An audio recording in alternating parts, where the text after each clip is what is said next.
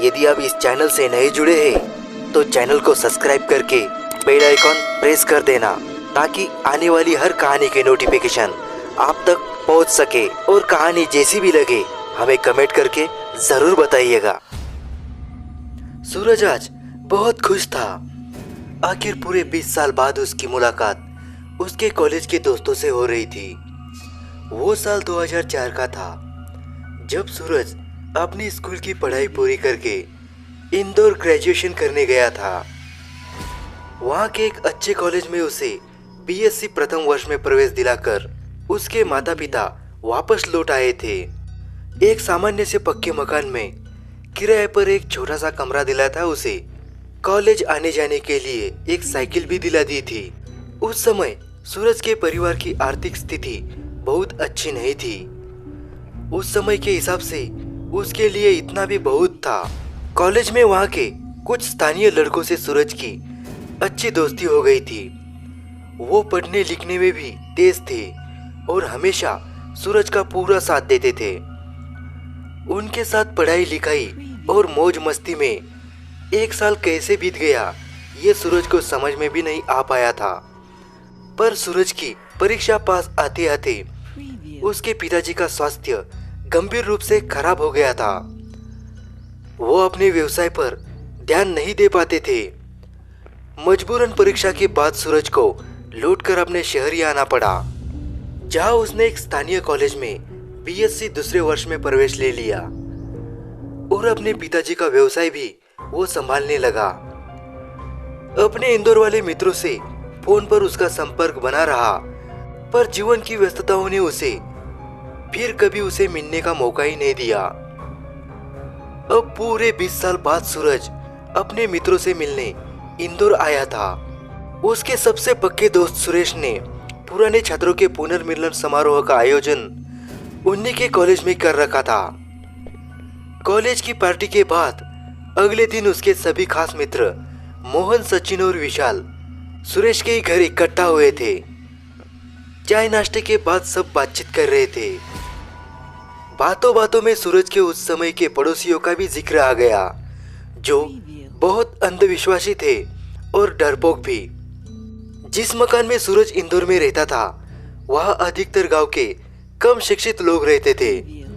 वो मकान किराए पर देने के लिए ही बनाया गया था।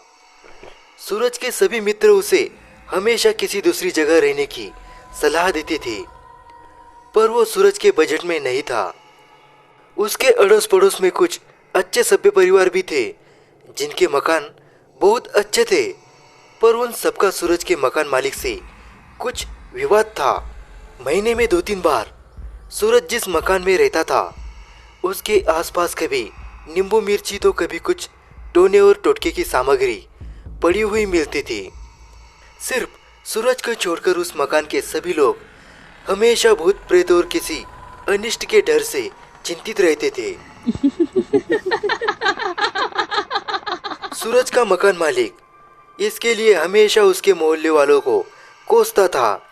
कई बार उनमें विवाद भी हो जाता था, पर सूरज इन सब बातों को नहीं मानता था। वो अपने पड़ोसियों को समझाने का बहुत प्रयास करता, पर सब व्यर्थ जाता था।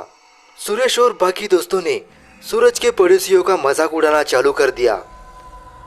इस पर आपत्ति करते हुए सूरज ने कहा, यार वो लोग जैसे भी थे दिल के बहुत अच्छे थे। जितना मैं तुम लोगों को याद करता था उतना उन्हें भी याद करता था। उनसे कभी मुझे कोई परेशानी नहीं हुई। पता नहीं वो लोग कहाँ हैं अब। आज यहाँ आने से पहले मैं वहाँ उनसे मिलने भी गया था, पर अब वहाँ उनमें से कोई नहीं रहता। इस पर सुरेश ने सूरज के कंधे पर हाथ रखते हुए कहा, अरे यार तो इतना सेंटी क्यों हो रहा है? हमने कब कहा कि वो बुरे लोग थे? पर वो थे बहुत पुराने ख्यालात के अंधविश्वासी लोग थे यार। हमेशा किसी न किसी टोने टोटके के डर से डरे रहते थे। ये सब बातें तू ही हमको खुद बताता था। तुम ही बताओ, क्या तुम्हारे वहाँ रहते ऐसी कोई घटना हुई थी जिसे तुम भूत प्रेतों से जोड़ सको? एक गहरी सांस लेकर गंभीर मुद्रा में सूरज ने कहा, हाँ यार, एक बड़ी विचित्र घटना हुई थी जिसके बारे में मैंने कभी किसी को कुछ नहीं बताया, तुम लोगों को भी नहीं। सूरज की यह बात सुनकर सब दंग रह गए।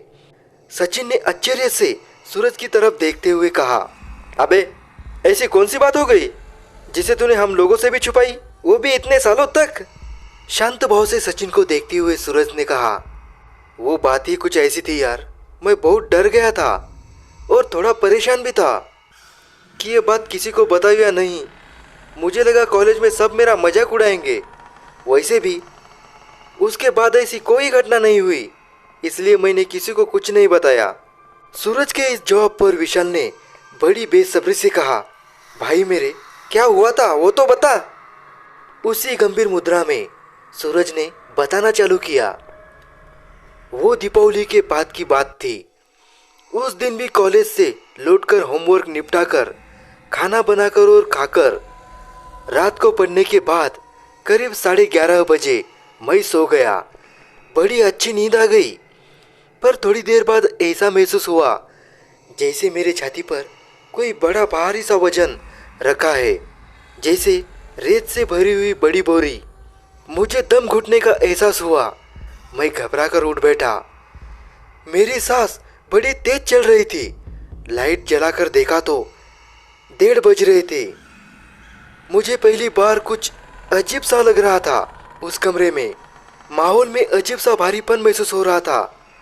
बड़ी घुटन सी लग रही थी, पर मैंने सोचा शायद आज थकान ज़्यादा हो गई है, इसलिए ऐसा लग रहा है।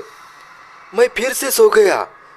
जैसे ही मेरी नींद लगी, फिर वही एहसास हुआ जैसे मेरे ऊपर कोई बहुत भारी वजन रखा हो और मेरा दम घुटने लगा। मैं फिर हड़बड़ाकर उठ गया। जल्दी से मैंने लाइट जलाई। इस बार मुझे कुछ डर भी लगा और मेरी धड़कन भी बढ़ गई।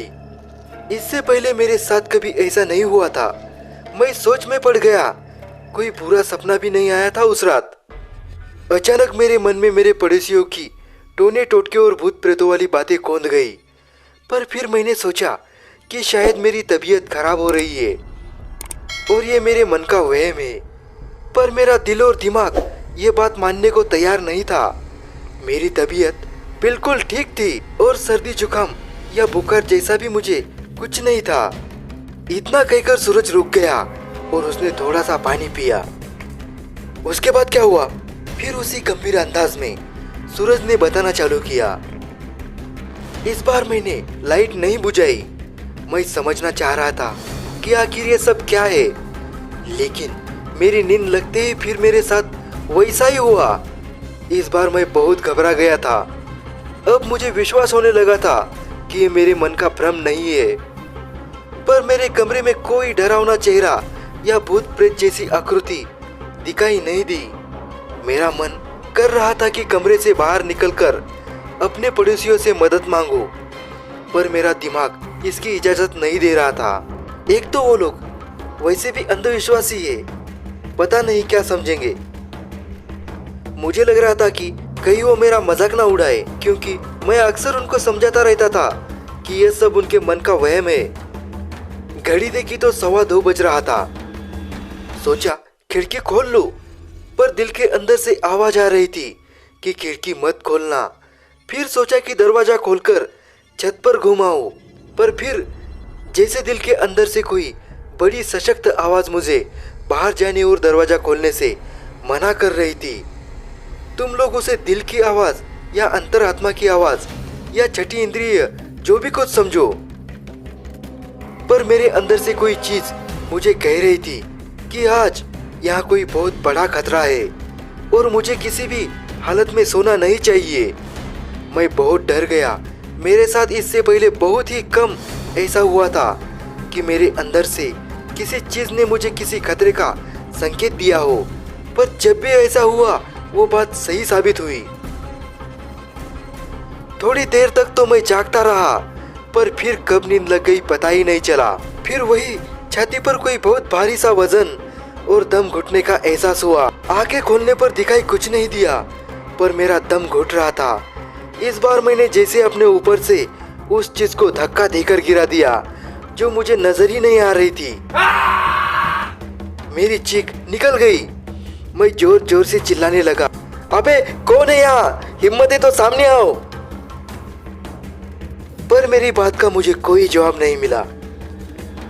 इतना कहकर सूरज ऐसे चुप हो गया जैसे वो सब घटनाएं उसकी आंखों के सामने जीवित हो उठी हो। सबके चेहरे पर गंभीरता थी। मोहन को तो पसीना आ गया था। बाप रे, उसके मुंह से शब्द निकल पड़ा। और तुमने ये बात हमसे भी छुपा रखी? आगे बताओ सूरज, उसके बाद क्या हुआ? सहमति में सिर हिलाते हुए सूरज ने कहा, मेरी घबराहट बढ़ती ही जा रही थी। समझ में नहीं आ रहा था कि क्या करूं। कमरे से बाहर जा नहीं सकता था। कमरे के अंदर कोई अदृश्य शक्ति मुझे सोने नहीं दे रही थी। खिड़की या दरवाजा खोल नहीं सकता था। मन करता था कि पानी पी लूं या थोड़ी सी चाय बनाकर पी लूं, पर फिर मेरे अंदर से कोई चीज मुझे ऐसा करने को मना कर रही थी। वो मुझसे कह रही थी कि चाय पानी पीने के बाद पेशाब लगने की स्थिति बन सकती है और अभी कमरे से बाहर निकलना खतरे से खाली नहीं है। तो फिर मैं क्या करूं? कमरे के अंदर भी तो खतरा है। मैंने अपने अंदर से आ रही उस आवाज से पूछा। दिल से बस यही आवाज आई, जागते रहो, बस सोना मत। मन मारकर मैंने टेबल से फिजिक्स की पुस्तक निकाली और बिस्तर पर बैठकर पढ़ने लगा। पर रत्ती भर भी पढ़ने में मन नहीं लग रहा था। फिर पता नहीं चला कब नींद लग गई और फिर वही अदृश्य चीज आकर मेरी छाती पर बैठ गई और मेरा दम घुटने लगा। फिर मैंने उसे धक्का देकर अपने से अलग किया और मैं जोर जोर से चिल्ला पड़ा, तेरी तो हिम्मत है तो सामने आना आ। मैं पलंग के पास खड़ा हुआ, एक लकड़ी का डंडा उठाया और उसे पूरे कमरे में बेतहाशा घुमाने लगा कि शायद वो अदृश्य शक्ति से टकरा जाए। पर कुछ नहीं हुआ। मैंने गुस्से में अपना पूरा सामान और बिस्तर भी चेक किया, पर कहीं कुछ नहीं था। सूरज की ये बातें सुनकर सुरेश और सचिन को हंसी आ गई थी, जबकि मोहन अभी भी गंभीर था। तब सूरज ने भी थोड़ा हंसते हुए कहा, तो और क्या करता मैं? मेरी आंखों से नींद पूरी तरह भाग चुकी थी। मुझे बहुत डर लग रहा था। 4 बज गए थे उस वक्त। समझ में नहीं आ रहा था क्या करूं। पहली बार मेरी नजर अपने कमरे में लगे भगवान विष्णु के पोस्टर पर पड़ी। मैं रोज उसी की आरती करता था। मुझे गुस्सा आ गया कि जिनकी मैं रोज पूजा करता हूँ वो भी मेरी सहायता नहीं कर रहे।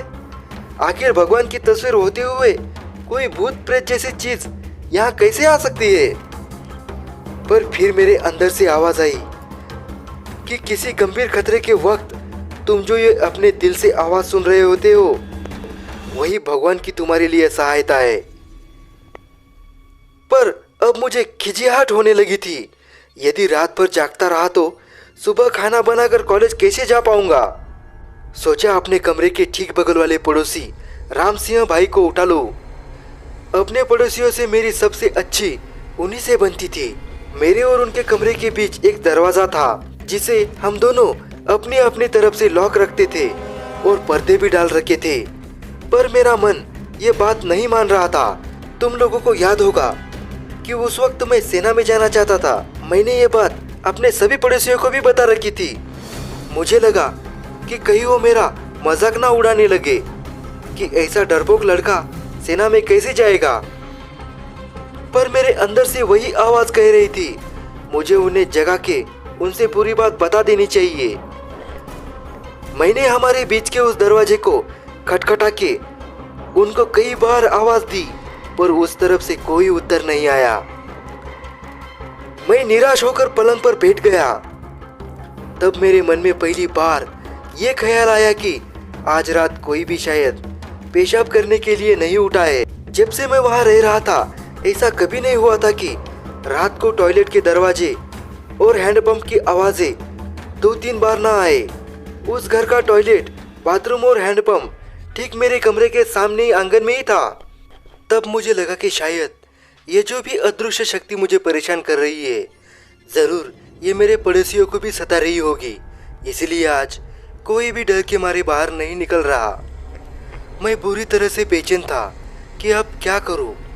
अचानक मुझे याद आया कि भूत प्रेत हनुमान जी से डरते हैं। मुझे हनुमान चालीसा पूरी याद थी।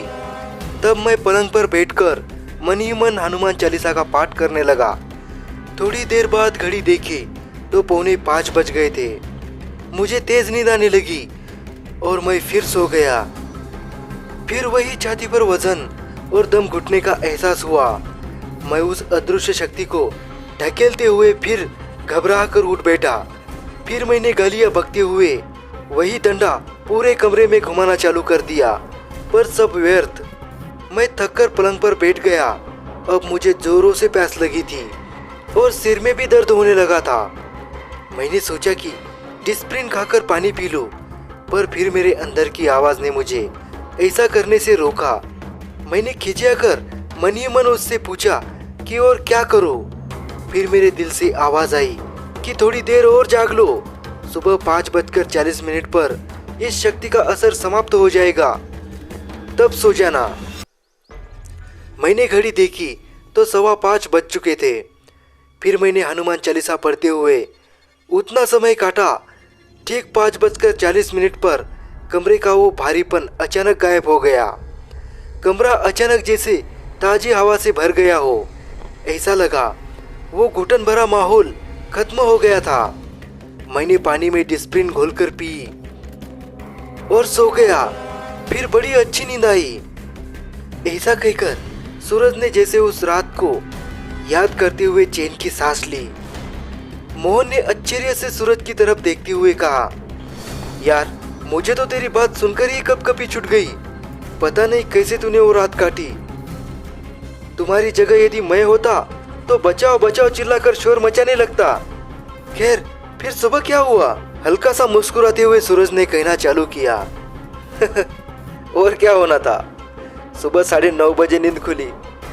मैं कमरे से बाहर निकलकर आंगन में बैठ गया। देखा कि वहाँ मेरे सभी पड़ोसी भी बैठे हुए उबासियां ले रहे थे। मेरे सभी पड़ोसी मेरे उठने से पहले सुबह 7 बजे तक अपने अपने काम पर निकल जाते थे। उनको इस हालत में देखकर मुझे रात वाला अपना अंदाजा सही लगा कि उस अदृश्य शक्ति ने शायद इन्हें भी सताया है। पर मैंने किसी से कुछ नहीं पूछा। मेरे बगल वाले राम सिंह भाई मुझे अजीब नजरों से देख रहे थे। फिर उनकी पत्नी मंजू जी बोल पड़ी, रात बहुत बुरी कटी सूरज। तुम मानो या ना मानो, पर रात को कोई चीज थी जिसने हमें सोने नहीं दिया। जरूर किसी ने टोना टोटका किया होगा। मैंने गुस्से में कहा, रात को उस चीज ने मुझे भी सोने नहीं दिया। मैं ही जानता हूँ कि कैसे रात काटी। मैंने आप लोगों को आवाज दी थी और दरवाजा खटखटाया था, पर आप लोगों ने कोई जवाब नहीं दिया। क्यों? उत्तर में राम सिंह भाई साहब बोले, तुम रात में गंदी गंदी गालियां बक रहे थे और कुछ उठा पटक करने की भी आवाजें तुम्हारे कमरे से आ रही थी। हमने सोचा कि वो भूत तुम्हारे अंदर घुस गया है। हम बहुत डर गए थे, इसलिए दरवाजा नहीं खोला। मुझे उनकी इस मूर्खता पर बड़ा गुस्सा आया। मैंने तुनक कर कहा, ऐसा कुछ नहीं हुआ, मैं अपना सामान चेक कर रहा था। डर मुझे भी बहुत लग रहा था। आप तो 2 लोग थे, पर मैं तो अकेला था। यदि आप दरवाजा खोल लेते तो कम से कम हम साथ मिलकर तो डर लेते। मेरी इस बात पर सब हंस पड़े। मुझे भी हंसी आ गई। फिर मेरे बाकी पड़ोसियों ने भी रात उनके साथ भी ऐसा ही होने की पुष्टि की। राम भैया की दूसरी तरफ वाले विनोद भाई ने बताया कि वो सुबह 8 बजे उठ गए थे और उन्होंने घर के मुख्य दरवाजे के पास कुछ तंत्र मंत्र का सामान, फूल मारा और किसी जानवर की हड्डियां देखी थी, जिन्हें उन्होंने सफाई करने वाली बाई से उठवाकर उसकी गाड़ी में डलवा दिया था। समझ में नहीं आता उस रात तो क्या चीज रही होगी, पर तुझे ये बात हम लोगों को बतानी जरूर थी। तुझे क्यों ऐसा लगा कि हम तेरी बात पर विश्वास नहीं करेंगे? इस पर सूरज ने समझाते हुए कहा, भाई उस समय तक मेरे पिताजी की तबीयत खराब हो चुकी थी। मैं पहले से ही परेशान था। इस घटना से मैं बहुत डर गया था। मैं नहीं चाहता था कि यह बात कॉलेज में किसी को भी पता चले। तुम लोग भले ही मेरा मजाक ना उड़ाते, पर बाकियों का क्या? इसलिए मैंने किसी को भी कुछ नहीं बताया, अपने घर में भी नहीं बताया। वहाँ सब पहले ही परेशान थे। तब विशाल ने मुस्कुराते हुए सुरेश से कहा, छोड़ना यार इस बात को, अब तो बता दिया ना। हमारी और भी डरावनी कहानियां सुनने के लिए स्क्रीन पे जो वीडियो दिख रहा है उसे क्लिक कीजिए और डरावनी कहानियों का मजा लीजिए।